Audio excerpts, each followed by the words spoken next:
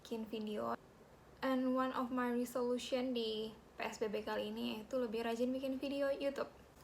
And aku berpikir kalau misalnya aku mau bikin video YouTube tuh harus yang bermanfaat gitu loh. Aku pengen kayak at least kalian nonton video aku and then you guys get something from this video.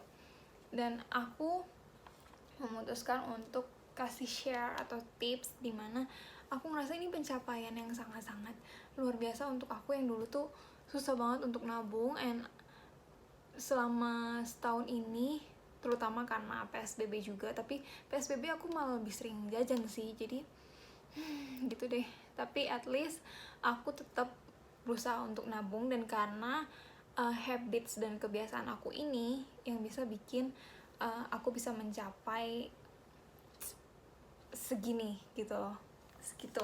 Di video kali ini aku mau kasih tips gimana cara ngumpulin 35 juta dalam waktu setahun hanya dengan cara kebiasaan kita sehari-hari atau habits kita gitu loh, tanpa kayak misalnya mungkin nanti bakal bahas tentang investasi atau segala macam, tapi ini pure kebiasaan-kebiasaan yang bisa bikin kita bisa lebih rajin untuk nabung gitu loh. Dan dari kebiasaan ini aku sadar kayak oh my god, ini tuh sesuatu yang sangat besar. Ini bukan cuman habits dong, ini kebiasaan yang bisa bikin aku jadi lebih disiplin sama keuangan aku sendiri. Nggak, dulu tuh aku bener-bener boros. Kalau misalnya aku mau cerita tuh bener-bener apa ya, mau beli ini harus beli, mau beli itu juga harus beli, jadi nabungnya tuh dikit banget. Tapi karena kebiasaan aku yang aku pupuk dikit-dikit ini, jadi bisa nabung gitu loh. Jadi langsung aja kali ya, kita ke ini aja, masuk ke topik. Jadi kan aku emang baru lulus kuliah tuh tahun lalu 2019, dan aku mulai kerja as a fresh graduate. Gajinya beneran ya kisaran fresh graduate juga. Kalian bisa kira-kira berapa gitu. Jadi caranya itu pertama aku bikin target yang mau aku capai selama misalnya berapa bulan atau setahun, dan aku targetinnya dalam setahun sih, kayak dalam setahun harus dapat segini. Waktu itu aku targetinnya sih 25 sih dalam setahun, tapi ini exceed my target dan aku benar-benar wow gitu. Aku seneng banget. Yang kalian tuh harus punya target. Kenapa? Karena dari situ kalian bisa punya patokan berapa banyak yang harus kalian tabung. Caranya tuh gampang. Misalnya kalian targetin misalnya kalian mau targetin ini uang untuk liburan atau segala macam, atau untuk DP rumah.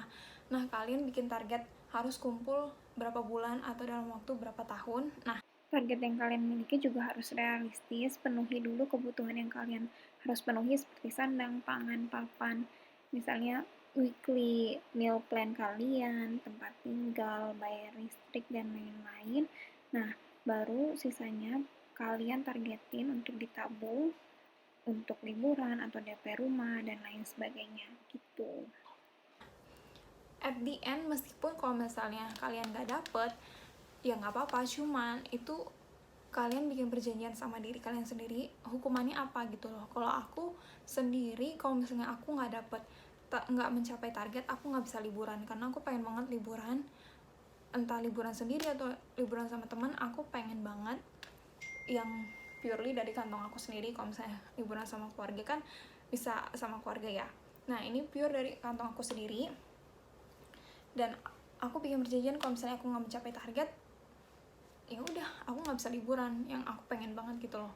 Jadi aku kayak aku harus nabung gitu karena ada target. Jadinya aku kayak ada rewardsnya sendiri gitu loh. Kalau aku mencapai target aku bisa liburan gitu. Nah, ini cara gimana kalian bisa putusin targetin mau berapa. Nah, dari misalnya kalian punya gaji 4 juta, kalian penuhin dulu kebutuhan sandang, pangan, papan itu butuh berapa, misalnya 1,5. Nah, terlepas dari 1,5 itu kalian cari target yang bisa kalian penuhi. Misalnya targetnya 20 juta per tahun, berarti dibagi 12 bulan. Hitung dulu sebentar ya. Nah, oke, jadi dibagi 12 bulan itu ternyata 1,66. 6,666. Nah, maka kalian bisa bulatin aja jadi 1,700 juta. Ini berarti yang harus kalian tabung dalam waktu sebulan gitu.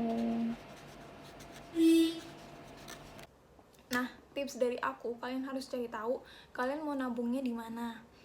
Sekarang kan banyak nih, kayak ada reksadana, ada bank yang kasih bunga yang lumayan banyak. Nah, kalian cek misalnya mana yang bisa mencapai target kalian. Kalau aku sih purely pakai Bibit.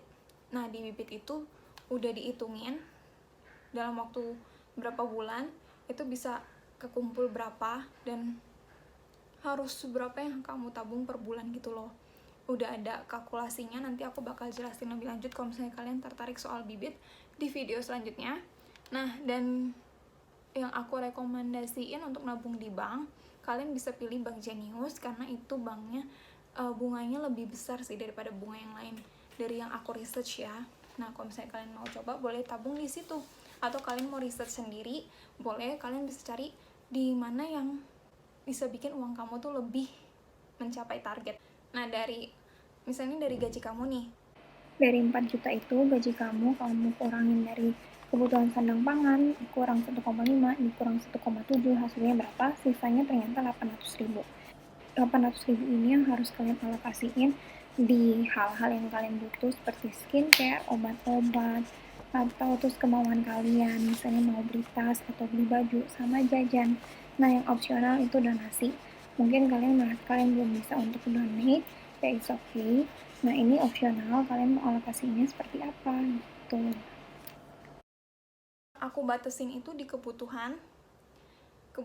Misalnya aku cuma bisa beli 3-4 barang per bulan, itu yang aku butuh banget, kayak skincare, terus apalagi ya, obat atau segala macam, itu masuk kebutuhan yang bener-bener butuh banget premier. Nah, terus atau kalau misalnya kalian nggak targetin batasin per barang, kalian batasin per budget. Misalnya budget untuk kebutuhan 20%, untuk kemauan 20%, untuk jajan misalnya kalian lebih sering jajan 30%, terus sisanya untuk donasi gitu. Dan kemauan itu harus banget kalian timbang-timbang lagi gitu. Aku tuh kalau misalnya mau barang, aku pikir 2-3 kali, butuh nggak ya, aku harus banget beli nggak ya. Kalau nggak beli aku kepikiran nggak ya, aku tuh kayak pasti mikirnya 10 kali lipat gitu loh. Dan ujungnya mungkin ada yang udah sold out, ada yang habis, tapi akhirnya aku jadi lebih irit gitu loh. Cuman kalau misalnya kalian mau banget, at least itu udah ada di list kamu di list kamu 2-3 bulan gitu loh, baru beli gitu. Jadi lebih irit. Dan ya aku sih kayak gitu sih, jadi kayak kalau ya lagi nggak beruntung ya sold out, tapi kalau misalnya beruntung dan udah jodoh banget untuk aku punya gitu, untuk aku beli, ya udah gitu. Nah, yang aku susah kan jajan ya, misalnya kalau pergi sama teman, lihat apa gitu ya, aku pengen beli, aku pengen sambil nyemil atau segala macam gitu, temen beli aku juga pengen nyemil gitu. Jadi jajan itu lebih susah untuk dibatasin menurut aku. Makanya untuk jajan aku pasti keep in track, aku catat hari ini udah beli apa, hari ini udah beli apa, hari ini udah beli apa. Dan aku kalau misalnya udah mencapai, misalnya tadi batasannya 30% ya, udah stop please, nggak boleh jajan. Minimalisir kegiatan kamu sama teman, biar kamu juga jajannya lebih berkurang. Dan pokoknya aku sih jaga-jaga ya, kalau misalnya udah 20% jajannya aku tuh ya, kan masih ada 10% nih, udah aku irit-iritin, udah aku jaga, ketemu temennya entar atau segala macam. Jadi ya gitu, jadi lebih aman juga sih untuk keuangan aku. Keep in track-nya itu kalian bisa catat di buku, udah beli berapa aja. Dan sekarang kan udah ada aplikasi tuh kayak keuangan manager gitu di HP. Nah, kalian bisa pakai itu. Kalau aku sih purely lebih suka pakai buku ya, jadi aku catat, terus buku kecil gitu, aku catat gitu, terus aku jumlahin kayak gitu sih. Aku lebih suka nyatet di buku, jadi ya udah. Nah, itu juga yang ngebantu aku biar lebih irit. Nah, ini juga tips oke banget kalau misalnya buat kalian yang ngekos atau segala macam, usahain ya belanja, usahain bawa makan dari rumah, bekal sendiri. Meskipun kalian tinggal sendiri, usahain bawa bekal gitu. Gimana caranya? Misalnya kalian untuk seminggu ini kalian bikin menu week plan gitu. Hari Senin mau bikin apa, Selasa mau bikin apa, Rabu mau bikin apa. Nah, sebelum belanja, kalian udah tahu apa yang harus kalian beli, dan kalian takar seminggu cukup nggak ya, kayak gitu. Nah, jadi itu bisa bikin kalian lebih irit juga dan nggak buang-buang makanan. Jadi aku setiap mau belanja juga, aku juga catat gitu. Mau beli ini, mau beli ini, mau beli ini untuk seminggu. Dan itu bikin aku lebih sangat irit, karena bisa bawa makanan ke kantor juga, terus nggak jajan pas makan siang, terus semuanya udah ada di budget belanja mingguan. Nah, itu juga kalian bisa masukin ke kebutuhan kalian, itu belanja mingguan berapa. Nah, menu week plan itu yang sangat penting gitu. Misalnya jangan bikin menu week plan satu hari tuh menu yang berbeda-beda. Misalnya nih, kalian bikin 3 menu dalam seminggu. Ini bisa menu A, Selasanya menu B, terus Rabunya A lagi, baru Kamisnya C, atau Jumatnya B, terus Sabtunya C lagi, Minggunya A gitu. Jadi bisa putar-putar, nggak bosen, tapi cuman untuk 3 menu dalam seminggu, kayak gitu sih. Ini sih habit-habit yang menurut aku bisa sangat-sangat membantu untuk nabung mencapai target.